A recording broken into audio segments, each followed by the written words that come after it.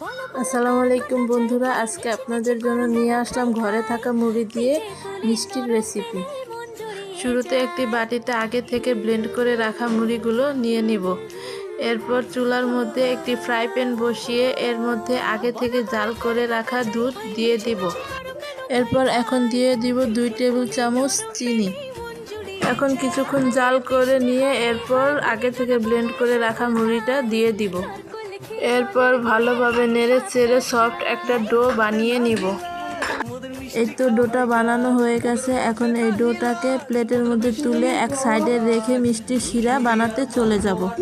এই তো বন্ধুরা, মিষ্টি শিরা বানানোর জন্য একটি ফ্রাই প্যানে 3 কাপ চিনি দিয়ে দিলাম। এরপর 3 কাপ পানি দিয়ে দিলাম। এখন এই চিনি ও পানি ভালোভাবে মিশিয়ে নিয়ে এর মধ্যে 4টা এলাচ দিয়ে দিব। এই তো বন্ধুরা, চিনি গলে আমাদের শিরা কমপ্লিট হয়ে গেছে। এখন এটা এক সাইডে রেখে দিব। এই তো বন্ধুরা, মিষ্টি ডোটা ঠান্ডা হয়ে গেছে। এখন এর মধ্যে দিয়ে দিব 2টা ডিম। এরপর দিয়ে দিব 2 টেবিল চামচ গুঁড়া দুধ।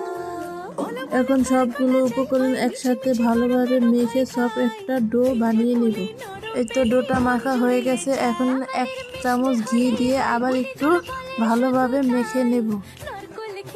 এদিকে শিরাটা ঠান্ডা হয়ে এসেছে, তাই এখন এর মধ্যে থেকে যে 4টা এলাচ দিয়েছিলাম এগুলো উঠিয়ে ফেলে দিব। এই তো বন্ধুরা, মিষ্টি ডোটা বানানো হয়ে গেছে। হাতে এখন একটু ঘি মেখে এক এক করে মিষ্টিগুলো বানিয়ে নিব। এই তো বন্ধুরা, আমাদের সবগুলো মিষ্টি বানানো হয়ে গেছে। এখন এগুলো ভাজতে চলে যাব। এই তো বন্ধুরা, এখন ঠান্ডা তেলে হালকা আছে মিষ্টিগুলো ভেজে নেব। বন্ধুরা অবশ্যই খেয়াল রাখবেন তেল যেন অতিরিক্ত গরম না হয়, তাহলে মিষ্টিগুলো উপর দিক দিয়ে হয়ে যাবে কিন্তু ভিতরে হবে না। তাই একেবারে ঠান্ডা তেলের মধ্যে মিষ্টিগুলো দিয়ে দিতে হবে। এরপর হালকা আঁচে অনেকটা সময় নিয়ে মিষ্টিগুলো ভাজতে হবে। বন্ধুরা দেখুন, মিষ্টিগুলো ভাজার সময় ফুলে ডাবল হয়ে গেছে। আর এখন এভাবে আলতো হাতে নেড়ে মিষ্টিগুলো লাল করে ভেজে নেব। এই তো বন্ধুরা, মিষ্টি ভাজা হয়ে গেছে। এখন এটাকে একটা বাটির মধ্যে তুলে কিছুটা ঠান্ডা করে শিরার মধ্যে দিয়ে দিব। এতে শিরার মধ্যে মিষ্টি দেওয়ার আগে একটু বলক উঠিয়ে নিলাম।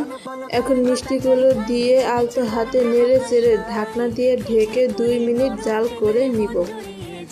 এই তো বন্ধুরা, 2 মিনিট পর চলে আসলাম। মিষ্টিগুলো হয়ে গেছে। এখন এটাকে এই অবস্থায় চুলা বন্ধ করে 1 ঘন্টার জন্য রেস্টে রেখে দিব। এই তো বন্ধুরা, 1 ঘন্টা পর চলে আসলাম। মিষ্টিগুলো দেখতে কত সুন্দর লাগছে, তাই না? আপনাদের যদি ভিডিওটা ভালো লেগে থাকে তাহলে লাইক, কমেন্ট, সাবস্ক্রাইব করে বেশি বেশি শেয়ার করে আমাদের পাশে থাকবেন। ধন্যবাদ।